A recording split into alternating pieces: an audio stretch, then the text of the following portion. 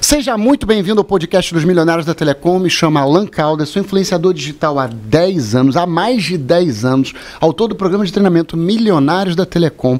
Fui dono de provedor e trabalho no setor há mais de 15 anos. Estou aqui com o Felipe Neri, engenheiro, especialista em interconexões, GSTFC, proprietário da empresa de consultoria regulatória TMCO. E estou aqui também com o Márcio Minguta, fundador e administrador da Net Wireless, provedor de internet, profissional que trabalha há mais de 20 anos no setor. Galera, vamos puxar um pouquinho de assunto agora, sobre negócios de telecomunicações em link dedicado. Transporte de dados. É interessante essa sua colocação. Nós tivemos aí nos últimos anos a velocidade que imperava, começou há 5 anos atrás com 10 mega, 100 mega, 1 giga, e agora nós estamos passando por uma migração dos 10 para os 100 giga no mercado de transporte de dados. No ano passado a gente teve já um salto de transporte de dados migrando da plataforma de 1 giga para de 10, né? E aí começou com a entrega dos grandes fabricantes de roteadores capazes de trafegar com 10 GB, portas de 10 GB e 40 GB, e a entrada dos Smart Switch no mercado, né, com grandes marcas como a Huawei entregando Smart Switch, acompanhando uma tendência que veio da Ubiquiti. Mas peraí. Calma que você está falando um negócio assim que para quem está nos assistindo não vai entender. O que é um Smart Switch da Huawei? Então, os Smart Switch são...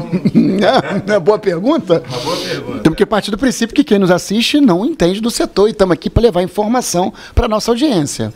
Os Smart Switch são uma tecnologia que é aplicada nos switches, que são capazes de fazer tecnicamente roteamento, ou seja, são capazes de transportar dados em cima de aplicar BGP, aplicar o SPF em cima de switches ao invés de são switches L3. São switches L3. O conceito de switch, né, que é aquele hub com diversas portas, camada L2, né? Enfim, para quem nos assiste, existe 12 camadas, né? ISO/OSI, que vai 1, 2, 3, 4, 5, 6, 7, até... E aí o que acontece? O switch chamado camada 2 é o switch que permitem VLAN de forma leiga, tentando explicar de forma leiga. E o que o Márcio está explicando aqui para a gente é que a Huawei implanta agora, né, vende na sua nova linha de switch com capacidades de fazer roteamento, o que é muito interessante. Tem um só. Mas continua a sua observação desse conceito de crescimento técnico nas capacidades. Isso, a capacidade com a entrada do conceito da fibra ótica, da consolidação da fibra ótica como meio de transporte, o que nós vimos uma tendência do ano passado de transmissão de dados por lambdas, né?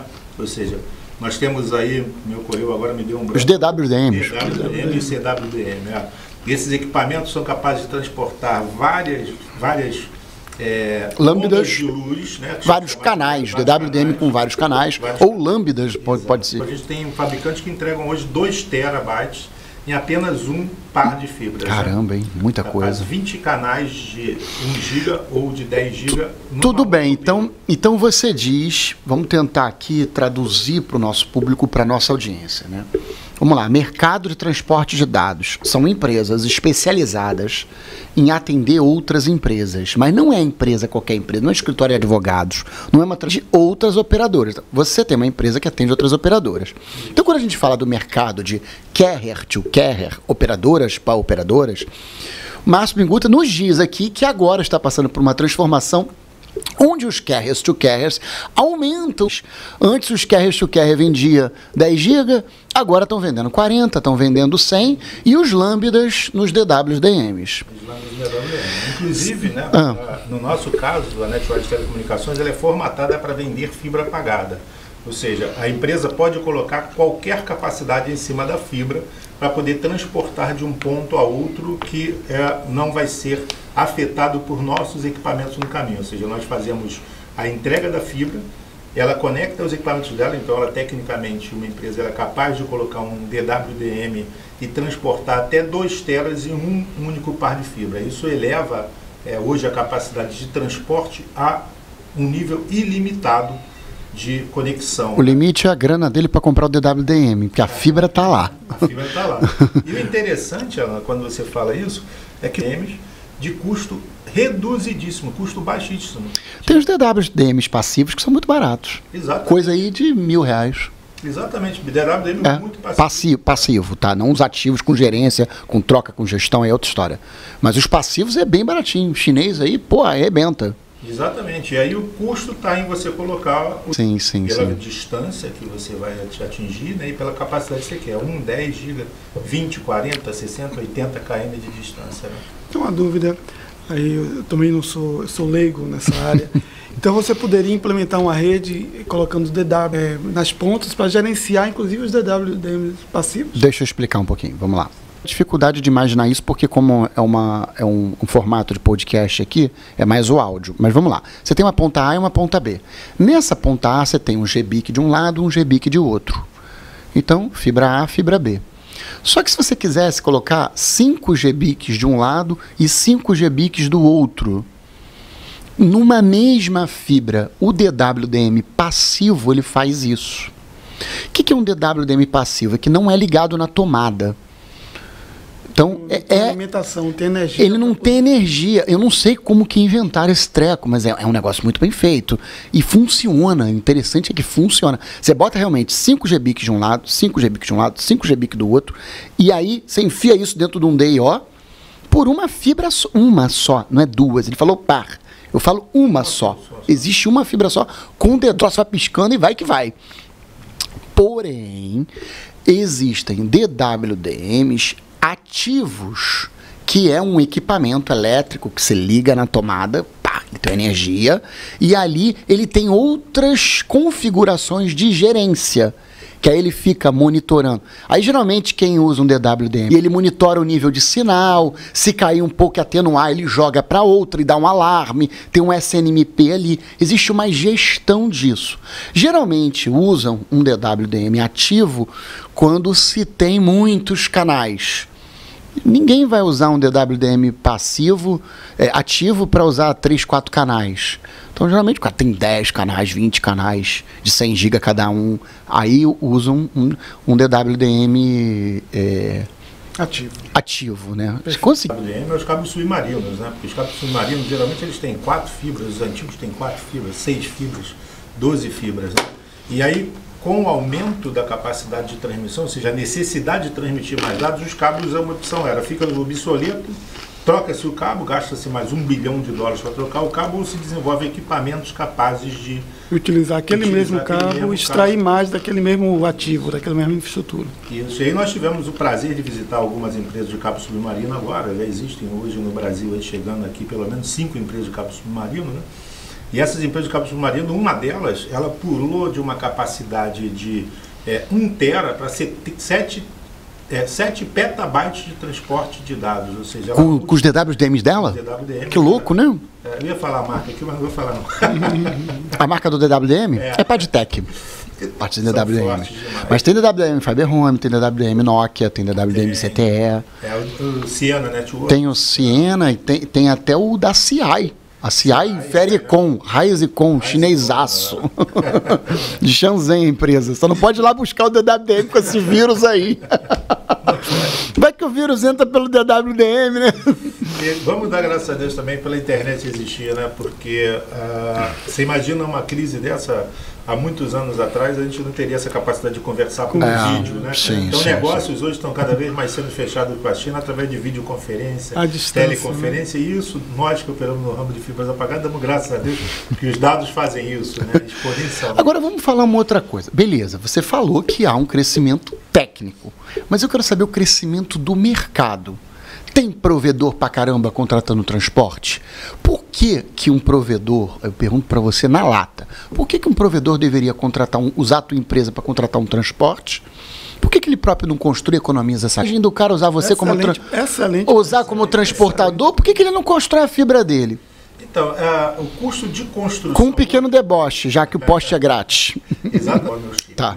Custo de propriedade daquela rede. Ok. Então, você tem um custo de construção muito pequeno, né? O que a gente chama lá de CAPEX muito pequeno, ou seja, o cabo custa muito barato, lançar o cabo na rua é muito barato. Só que o OPEX, a operação do cabo, custa muito caro no mês, com 35 mil reais, vamos supor assim, para poder manter uma equipe, carro, técnico, 24/7, NOC, etc.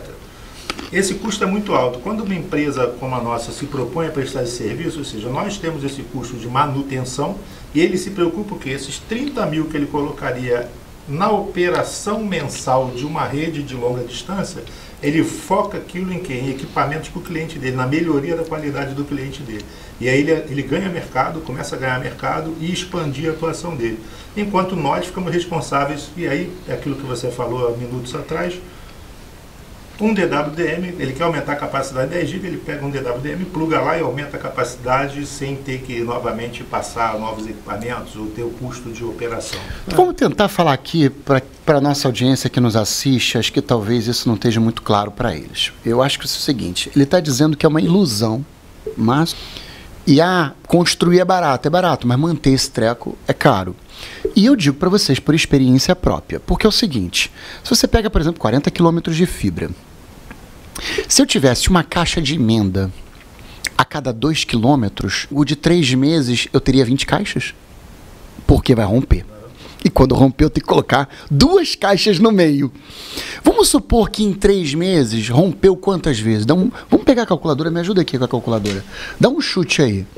Em 3 meses, em 40 quilômetros, você vai ter uma ocorrência, 3 ocorrências por mês, pelo menos. Em 3 meses, é pouco. É pouco. Para a região metropolitana é pouco. É pouco. Ocorrências por... Não nós. Não nós. Um provedor tradicional numa região metropolitana. Eu digo uma por semana. Uma por semana. Então ficaria 4 por mês. Em 3 meses...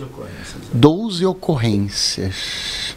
Então, estamos com o número 12 na cabeça. Se cada ocorrência, R$100 já é da caixa de emenda. Tá?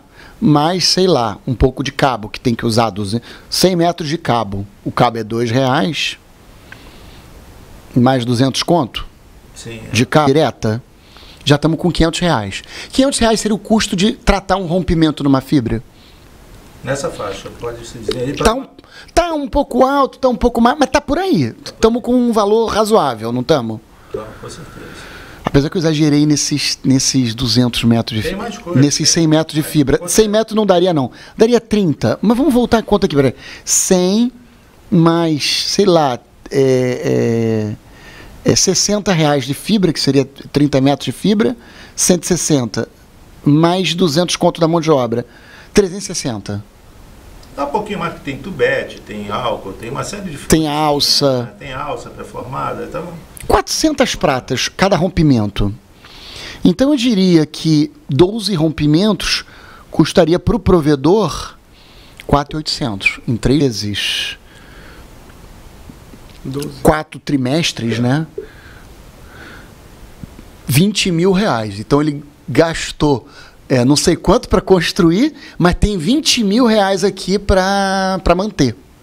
Eu tô achando pouco. Também tô. Multiplicou por 4? Multipliquei. Eu tenho 400 pratas para cada rompimento. Aí vamos supor que um ano tem 56 semanas, né? Um ano tem 56 semanas. Então, um rompimento por semana, 400 pratas cada rompimento, vezes 56 semanas, eu estou falando de R$22.400 de manutenção. Ao Cearais, se romper uma vez por semana. Pode ser que rompa mais. Só de material. Só de um custo indireto, né? Porque eu somei aqui um custo indireto mais custo direto. Seria a caixa de emenda, fibra e mais a galera ir lá consertar. Eu chutaria aqui. Vamos supor que fosse uma contratação terceirizada só para tratar rompimento de fibra. Quanto que o cara me cobraria? 500 conto para consertar. Aí eu pego os 500 conto e multiplico por 56 semanas no ano. Eu gasto 28 mil para consertar um rompimento por semana. E 40 km de fibra daria facilmente um rompimento por semana. Então, o custo de manutenção de 40 km de fibra, só com esse tipo de intercorrência, custaria 28 mil. 28 mil. 28 mil custa 40 km de fibra manutenção. Isso. A cada 40 km, 28 mil. Isso. Aí agora eu teria que perguntar o preço, não sei nem se o Márcio pode falar preço, entendeu? De quanto é que custaria uma fibra pagada de 40 km. E multiplicar isso por 12 e ver a diferença entre uma coisa e outra. Antes disso, o que o Márcio trouxe uma coisa importante, que é na verdade, é a lógica saudável. Então, não é à toa que existe operadoras, empresas de telecomunicações ou de infraestrutura que fornecem serviços para empresas cuja maturidade administrativa do negócio em si né, ainda é baixa, quer deter toda a infraestrutura. Quer deter tudo. Toda a infraestrutura. Eu quero ter a minha fibra, eu quero botar a fibra no poste, eu quero ter meus equipamentos.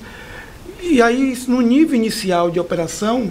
Isso faz sentido. Isso faz sentido. Mas quando você vai crescendo a sua empresa, o seu nível de maturidade de negócio também vai aumentando, você começa a perceber que você depositar parte da sua infraestrutura em empresas que têm know-how, que são especializadas naquilo, faz muito mais sentido. Você focaliza a sua energia naquilo que precisa. E focaliza também na sua capacidade de negociar com esses fornecedores de infraestrutura preços e condições adequadas. Entendeu? Se não fosse... Eu já instalei poste, tá, gente? Mas não faz sentido, meu. Entendeu? Eu defendo muito isso. Eu já instalei poste meu. Teve lugar que eu queria passar fibra que não tinha poste. E eu fui lá, comprei o poste, e o caminhão foi lá entregar o poste, e mandei o cara cavar o buraco, o cara enfiou o poste, e eu botei o poste lá, e um mês depois estava cheio de fio no meu poste. Eu vou dizer mais. Essas empresas que atuam no segmento vendendo infraestrutura ou serviço para empresas do meu segmento é um vetor do crescimento do setor. É um vetor. Por quê? Você dinamiza o setor. Você é aquela empresa que quer entrar numa determinada área. Você não perde mais o tempo. Você não tem que contratar pessoas, tua expertise. A conta que a gente fez aí, ela é uma conta que, se você pensa o seguinte, se você tem uma fibra apagada, não quer to carrier como a empresa do Márcio, você pode botar ali um DWDM com vários lambdas. E você vai ter muita segurança nisso. Agora, vamos cá. Fala um pouco da sua empresa pra gente aqui. Pode falar? Posso. Explica aí como é que é a operação de vocês, o que vocês vendem, o que vocês ofertam e onde está. Isso, a NetWise Telecomunicações ela nasceu em 2014 para prestar serviços para grandes operações aqui no Rio de Janeiro, e em 2015, com o advento aí da Copa do Mundo, da chegada das Olimpíadas em 2016, nós começamos a fazer projetos para aquele anel olímpico da própria fibra, e por uma solicitação da Oi, a Oi colocou bom negócio alugar fibras para a Oi, e começamos a construir redes na região da Barra da Tijuca só para entregar para a Oi. Aí começamos a fazer um projeto. Caramba, a Oi, hein? Por que não construiu ela mesma? Então, ela viu que era muito melhor ela terceirizar do que ela construir a rede própria. Porque ela é fera em vender e vende bem. Pode falar o que foi, vende bem pra caramba. E fibras de backbone, né, são fibras que exigem mais cuidado, né? Então, você entregar uma fibra de backbone, você exige uma qualidade do cabo melhor, você exige um SLA menor, né? Sim. Então, as fibras de entrega de last mile podem romper a toda hora que você consegue rotear o caminho, né? A de backbone passa muito tráfego ali, e ela tem que ser, assim, vamos dizer assim, um termo irrompível, ou seja, ela não pode romper, e se romper tem que ser muito rápido a recuperação. E aí nós começamos a fazer projetos especiais, como projetar a construção a Supervia, a detentora da malha ferroviária no Rio de Janeiro. Então nós fizemos dentro da Supervia uma malha de fibras óticas, a gente chama de PK, ou seja, Low Water Peak, ou seja, tem toda a gama de onda possível. Olha que nome bonito, hein, meu irmão? Pô, pra quem tá nos assistindo, Low Water Peak. Como é que é esse negócio em inglês aí? Isso é pra comer? Não, Low Water Peak deve ser com batata, é bom. Low Water Peak um comprimento de onda, né? Aonde você não tem a defração da luz, você não tem a quebra da defração da luz, ou seja, o cabo ele tem várias possibilidades de você defração, que é a defração chamada que é a defração da água, ou seja, quando a onda ela se quebra. Eu achava que todas as fibras transmitiam todas as frequências de luz, e isso não é verdade? Não, não é. Não? tem que ter uma especificação na fibra, que é a especificação PK, que aí determina que ela transmite todas os comprimentos. Então, por exemplo, uma fibra com fibra I pode botar o DWDM de 1000 canais que vai... Mil não sei se existe, né? Mas vai passar muita coisa nisso aí, né? Muitos canais nisso. Muita coisa nisso aí. Ela pode chegar a 2 terabytes de transferência numa única fibra, né? Então, nós construímos esse backbone com essa tecnologia, capaz de aplicar um DWDM ali e trafegar em todos os comprimentos de onda possíveis dentro de um cabo de fibra ótica. E nós fizemos essa ligação para atender o quê? Existe uma carência muito grande na Baixada Fluminense. A Baixada Fluminense é um mercado em franca expansão. Hoje é o mercado que mais cresce no Rio de Janeiro. Bacana, de provedores, né? Provedores. Lá você tem uma população ainda dentro daquele plano de que existem 300 mil localidades para serem atendidas. Na Baixada Fluminense, hoje no Rio de Janeiro, existem muitas localidades para serem atendidas. E de transporte para os grandes data centers, ou seja, as empresas que levavam transporte para lá, elas cobravam um valor mais alto, porque elas estavam sozinhas naquele trecho lá, e aí elas cobravam por megabyte. Um exemplo é hoje,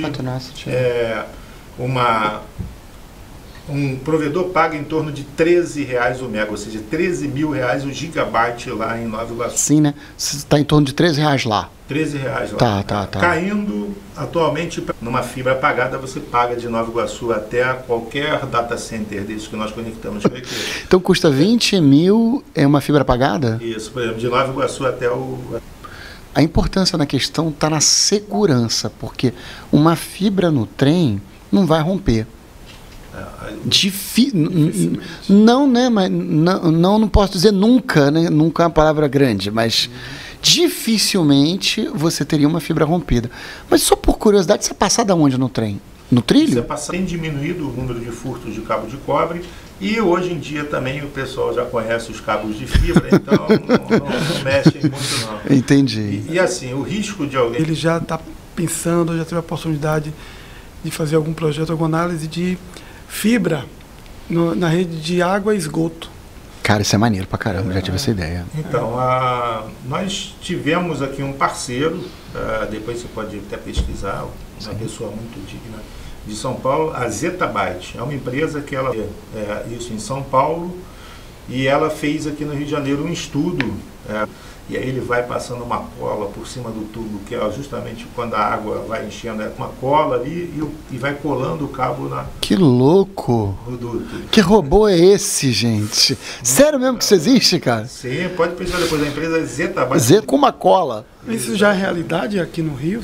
No Brasil? Não. No Brasil, em São Paulo, ele começou a fazer em algumas localidades de São Paulo.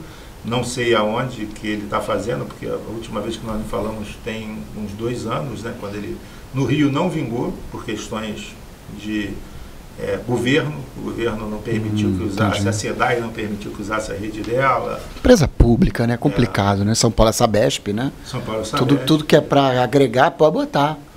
Fibra no esgoto, gostei dessa. Muito bom.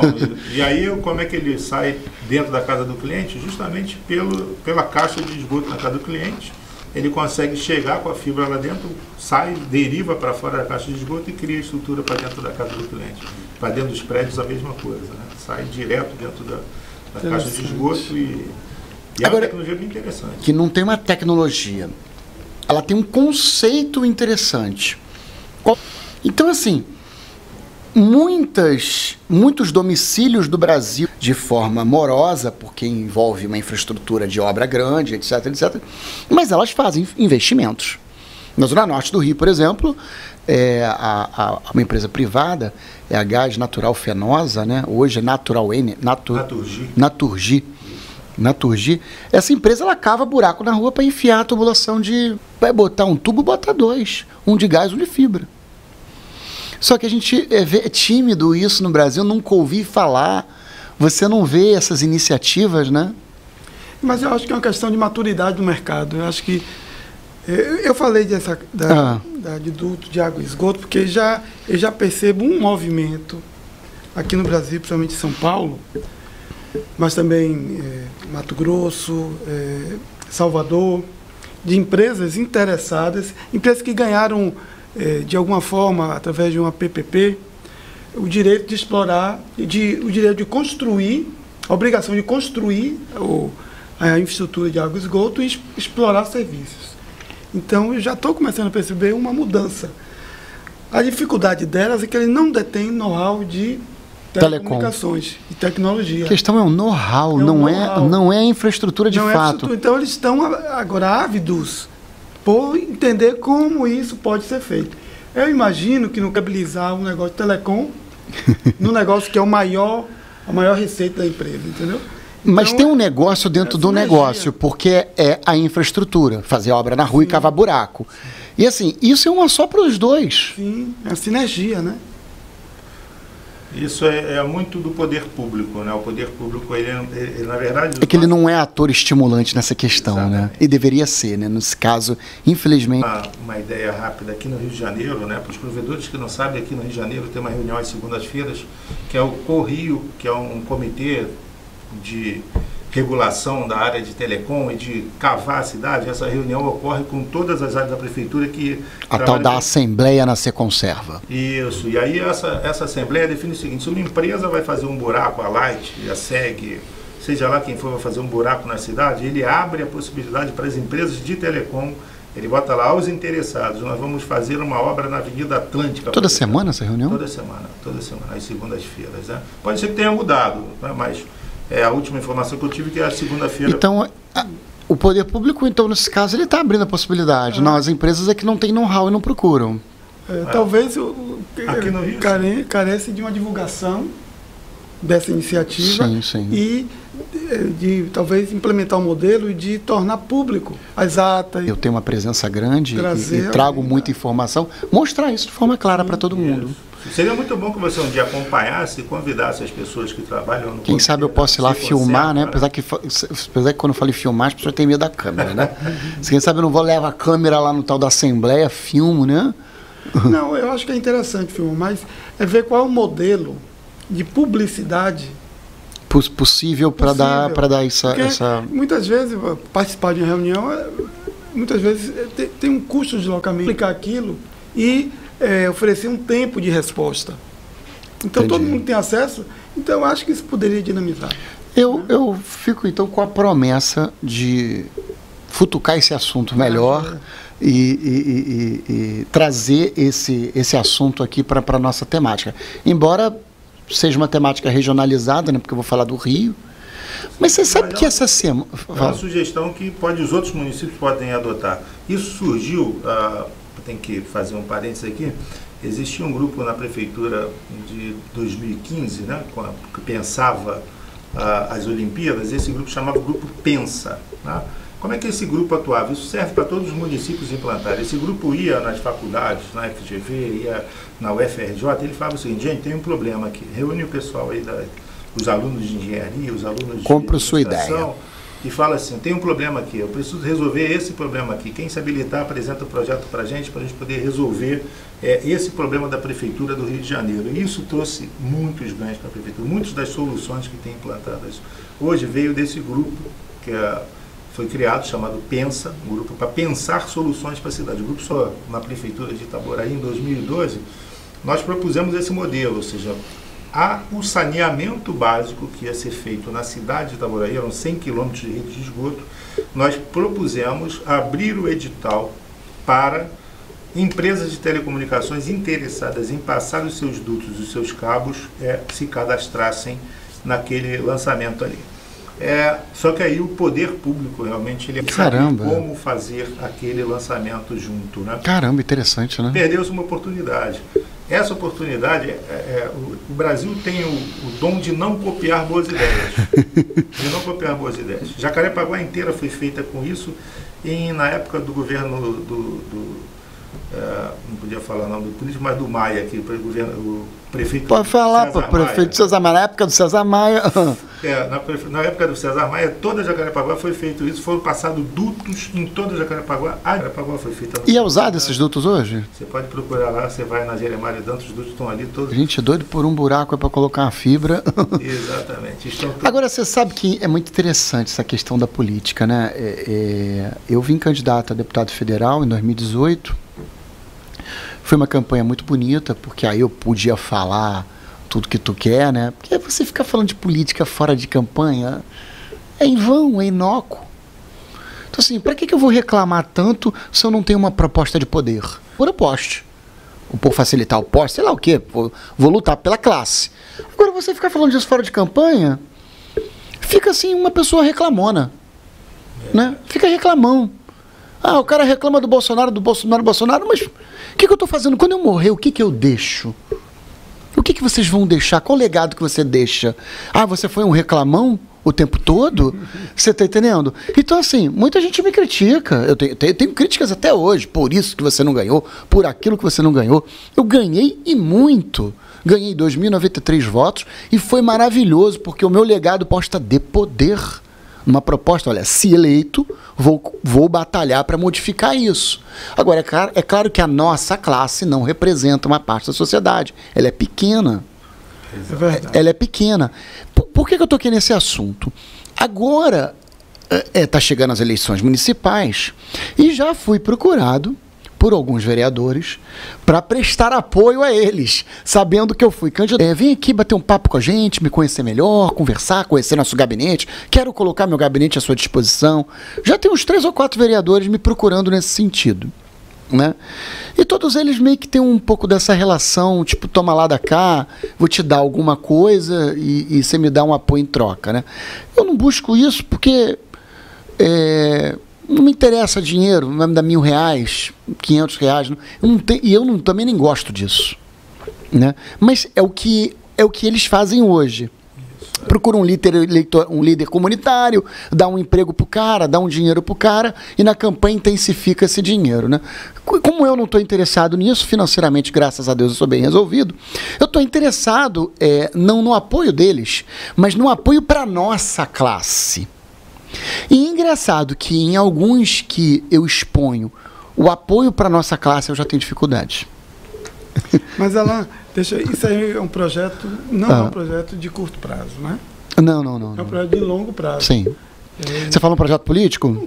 Porque é um projeto político, mas um projeto político, assim, com a pauta de telecom.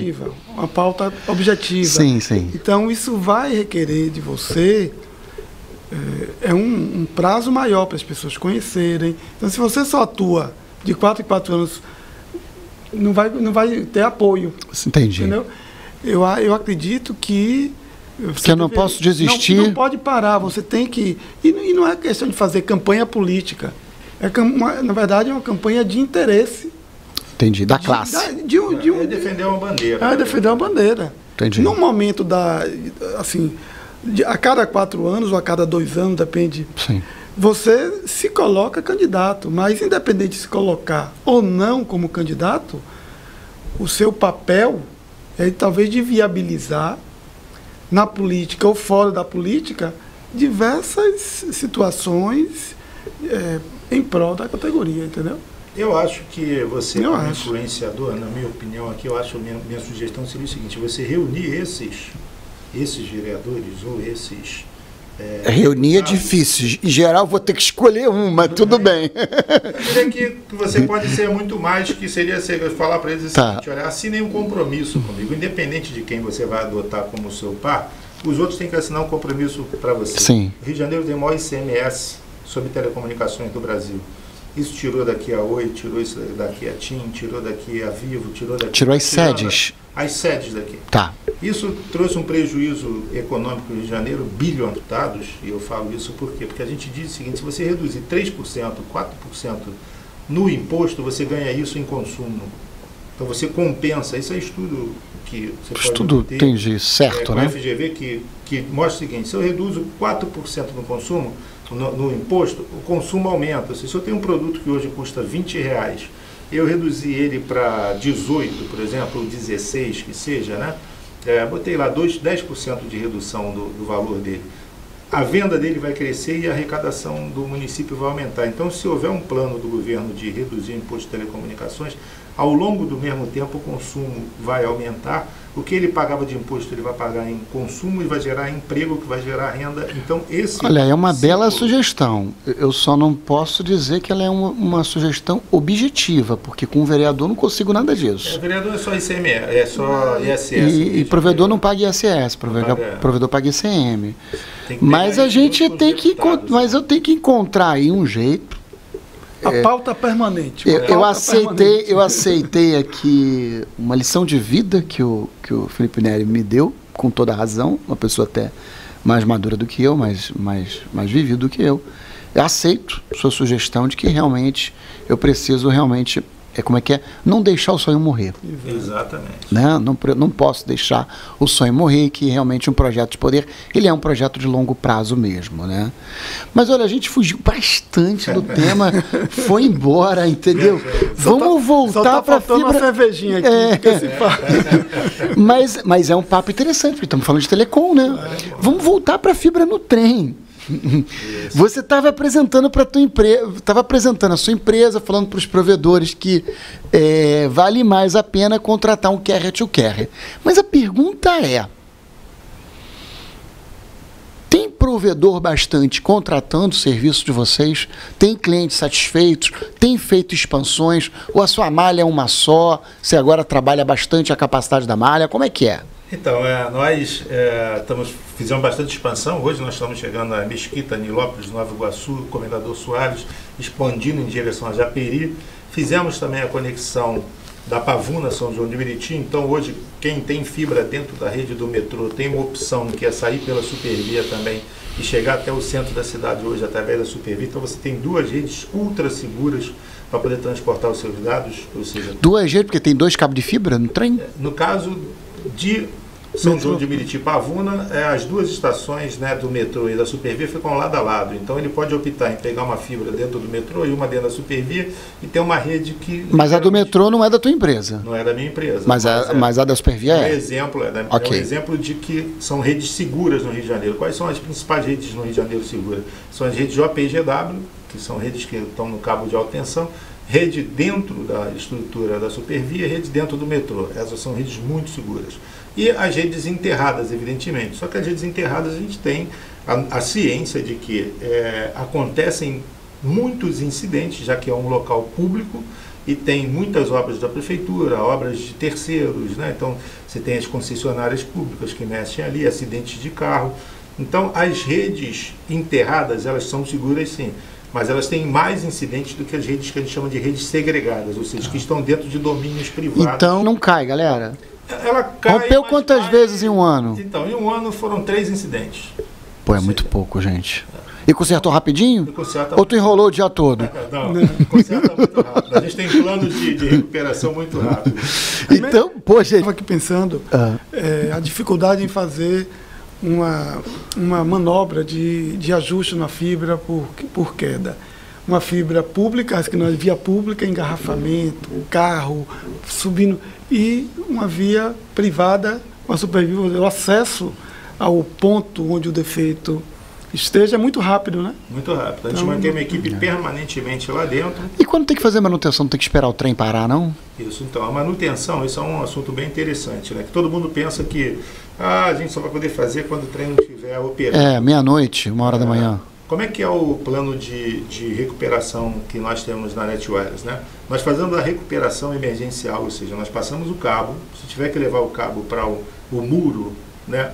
Nós levamos o cabo para o muro, fazemos a recuperação, restabelecemos o sistema. Tá, mas nós levamos o cabo para o muro, aí o trem está passando, como é que é? Então, a gente pinça o cabo dentro. Rapidinho? Rapidinho. Ah, tá. Então espera um intervalo do trem e rapidinho pega. Mas se o trem passar, vai capar o técnico. Não, a gente consegue pinçar ele com um bastão, traz o cabo. Então bastão, agora está melhor explicado. Ok. Você vai pegar o cabo, pinça com um bastão, traz ele para o muro mais próximo, para o local mais longe. Então pode estar passando o trem que for que não tem problema nenhum. Que não tem problema. Então você conserta a fibra com o trem andando. Papo é esse. Em média, o plano de recuperação nosso estabelece em 2h30 a operação.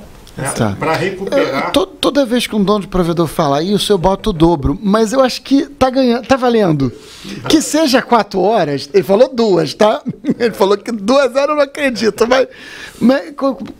Mas tudo bem, 4 horas tá valendo. O Alan tem razão, porque quando eu falo 2 horas e meia, 2 horas e meia da equipe de operação. Então. Mas até o cara chegar lá, mas... Isso, eu, como técnico da área, eu conto só o tempo do técnico sentado trabalhando. Não dá para contar. Deslocamento, essa coisa, todo o tempo de recuperação. Mas eu acho que o que a galera tem que se ligar, né? Não é isso. O que a galera tem que se ligar é o seguinte, gente, você ter uma fibra onde só rompeu 3 vezes num ano, isso é uma coisa assim inimaginável. E ele ainda diz que consertou em 6 horas, em menos de 6 horas. Em 4 horas, está mais do que aceitável. Isso é um SLA de 9.9.9.9.9. Se for somar o total de disponibilidade de 365, não sei quantas horas, vezes 300, acho que é uma disponibilidade muito alta. Hoje a gente atende, né, nessa rede aí os backbone de algumas empresas. Hoje a gente tem aí grandes empresas que estão com a gente, né, trabalhando com essa fibra. E grandes operadoras? Grandes operadoras.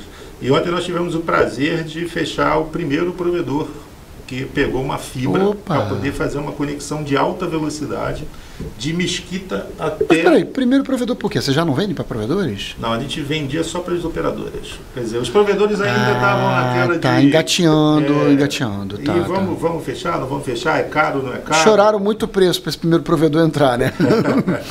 Esse provedor, ele reconheceu o valor da rede. Nós fizemos uma conexão ao data center novo da NB Telecom. E aí, a primeira coisa que ele fez foi botar os equipamentos. Caraca, show! DWDM, claro. DWDM, né? Claro. E aí ele vai colocar no data center da NB Telecom e no local dele, lá no POP dele, 2 equipamentos. Esses 2 equipamentos têm capacidade de transporte de 240 GB de 2 DWDMs. Isso, 2 equipamentos da Huawei. Aí eu pergunto assim, provedor regional que está na Baixada, e se o cara quiser contratar um linkzinho de vocês, rola também ou só transporte? Geralmente nós indicamos algum parceiro. Alguma empresa grande que utiliza. Você não tem a ASN, BGP rodando para vender link, né? Nós não fazemos isso, porque nós entendemos que aí é competir com o nosso cliente. É outra expertise. Aí é competir com o nosso cliente. Nós temos 2 realidades na nossa rede. A primeira realidade são as grandes companhias que estão do lado de cá, ou seja, a gente tem aí China Telecom, a gente tem Globinet, tem Seaborn Networks, tem a AT&T. Mas você só falou de operadores de cabo internacional. Isso, o que eles têm a ver com essas... O que eles têm muito a ver com a Net Wireless? O que acontece? Eles têm hoje, os provedores que estão aqui, por exemplo, em Nova Iguaçu, eles precisariam vir buscá-los aqui. Eles precisariam pagar para usar essa fibra ou pagar alguém com capacidade para poder buscar o link desses grandes provedores aí, incluir Cogent nesse projeto. Então eles precisam pagar alguém para poder chegar até aqui e buscar, ou seja, pagar o transporte ou pagar pela fibra. O que nós temos hoje que está funcionando muito bem? Nós estamos levando essas operadoras para Nova Iguaçu, ou seja, nós vamos criar portas em Nova Iguaçu, onde o cliente de Nova Iguaçu, pequeno provedor, em vez dele ter que pagar alguém para poder buscar... Então, deixa eu tentar traduzir aqui, de trânsito internacional, para que a malha deles fique grande através do transporte de vocês. Exatamente. E aí o que nós fazemos é espelhar a porta dessas operadoras, ou seja, espelhar a porta dessas grandes operadoras lá em Nova Iguaçu, a gente está construindo. Mas você vende somente a capacidade de transporte se precisar, ou você só vende a fibra apagada? O cara tem que iluminar? O provedor tem que iluminar? Nesse caso, o que acontece? Lá em Nova Iguaçu, teria um equipamento. Esse equipamento ele está conectado a essas operadoras. Então, por exemplo, hoje nós temos conexão com a internet. Não, então você está falando de um projeto específico, que é o data center seu em Nova Iguaçu. Exatamente, é um data center em Nova Iguaçu, onde nós vamos ter portas da Internexa, da NB Telecom, de empresas espelhadas. Vamos lá, portas da Internexa, da NB Telecom, da China, Seaborn, Globinet e Cogent. Isso. Então, 6 grandes operadores internacionais vão ter portas espelhadas em Nova Iguaçu para venda. Tem uma aí também, a Akamai, que vai poder pegar a Akamai lá também. Então, CDN da Akamai, vai ter uma porta do CDN da Akamai lá. Porta do CDN da Akamai lá. Esse é o projeto. Mas aí é que tá. Caramba. agora eu tenho um monte de perguntas para fazer. Joia. Tô dando nem espaço aqui pro Felipe Não, perguntar. tô achando super interessante. Caramba. Agora você falou do negócio... Tô anotando tudo aqui que depois... Agora, interesse em distribuir o conteúdo dela. E se eu quiser conectar uma porta da Akamai lá no teu data center de Nova Iguaçu, é cobrado? É cobrado. Aí o que eu falei para você? Nós temos a parceria com as empresas como a NB Telecom, que faz esse transporte em cima da nossa fibra para poder conectar a Akamai. Então, então não é a Akamai ofertando o CDN dela em Nova Iguaçu. Não. Na verdade, é um jumper do data center da NB Telecom, onde tem o CDN da Akamai, onde vocês estão transportando, e aí, na verdade, eu vou conectar o conteúdo. Também é que nós temos a conexão de fibra apagada até dentro do teleporto onde está a Akamai. Se um cliente em Nova Iguaçu quiser pegar o conteúdo próprio, o que ele faz conosco? Ele coloca o equipamento dele lá em Nova Iguaçu e nós providenciamos um local para ele colocar o equipamento dele dentro da Internexa no teleporto. E a partir daí... Mas aí não é interesse dele, porque a Akamai também está na NB Telecom, para que ele iria para o teleporto? E CDN é CDN em qualquer canto. Daqui a pouco a Akamai, quando descobrir que tem lá 40 clientes dentro desse transporte de Nova Iguaçu, ela vai querer colocar o servidor lá em Nova Iguaçu. Concordo plenamente. Esperamos contamos com isso, né? Agora, vamos lá. Só uma pergunta aqui. Vou dar um espaço aqui para o Felipe. Deixa o Felipe sem espaço. A pergunta é a seguinte. Então, a rede de transporte é sua, de um ponto a outro, até Nova Iguaçu. Não, vários pontos. Ele tem um data center específico em Nova Iguaçu. Ele atende dele, tem vários locais da Supervia, do trem. Onde tem trem, tem rede da Net Wireless, teoricamente, né? Sim, mas esse é um novo serviço. Sim. Ele montou um ponto de presença em Nova Iguaçu, um ponto mais denso, né? E aí, nesse caso, por exemplo, se alguém quiser comprar uma banda de internet de uma empresa específica, que já tem a presença lá no seu data center, é a própria empresa que vende isso para o provedor. E o provedor acessa no seu data center. Isso, acessa no data center. Isso. Ele vai cobrar um jumper, claro. Do data center. Mas esse transporte entre o seu data center e o data center da empresa que vendeu a internet para o provedor, esse transporte é de responsabilidade? O transporte iluminado é de responsabilidade da empresa que utiliza nossas fibras, ou seja, o nosso parceiro que tem as fibras conosco. Um dos 6 parceiros que a gente falou. Perfeito, ali, que tem fibras conosco. Não, acho que isso não está claro para quem está nos assistindo. Vamos lá, a gente tem... Internet. Não, calma, a questão não são os parceiros. A gente tem as empresas de trânsito e as empresas... O provedor, quando contrata, ele vai ter 3 contas. O transportador, a empresa de transporte e o jumper do data center do parceiro. Não. Então ele fica com 3 contas na mão? Não, é só uma, do jumper. Nós temos o seguinte, são 3 produtos distintos. Né? Ele pode comprar conosco a fibra apagada e ele botar o equipamento dele lá em Nova Iguaçu. Não é o caso, ele não vai fazer isso. Ele quer, por exemplo, 1 GB de Akamai. Ele quer 1 GB de Akamai, aí ele vai pegar esse provedor que é 1 GB de Akamai. É um exemplo que a gente está dando aqui. Se ele quiser 1 GB de Akamai, o que vai... Ele vai pegar uma porta, nossos parceiros, por exemplo, Internexa e... NB Telecom, vou dar exemplo dessas duas e tem mais um terceiro também que está operando conosco lá.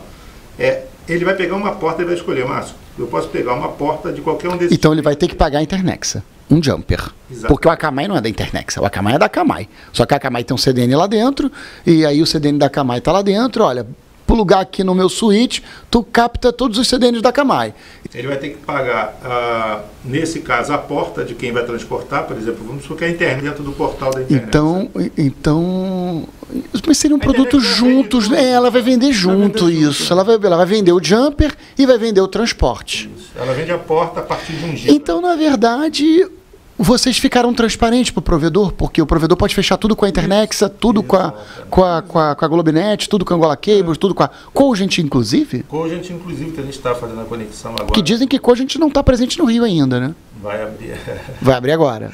RJ2, em fevereiro ou março, já está ativo na RJ2, uma capacidade bem interessante. Está ativo recentemente. Recentemente. Eles estão trabalhando o mercado do Rio de Janeiro, E aí nós estamos trabalhando também para habilitar a conexão ao programa, pode ouvir. É ela que tem um tal do link a R$1.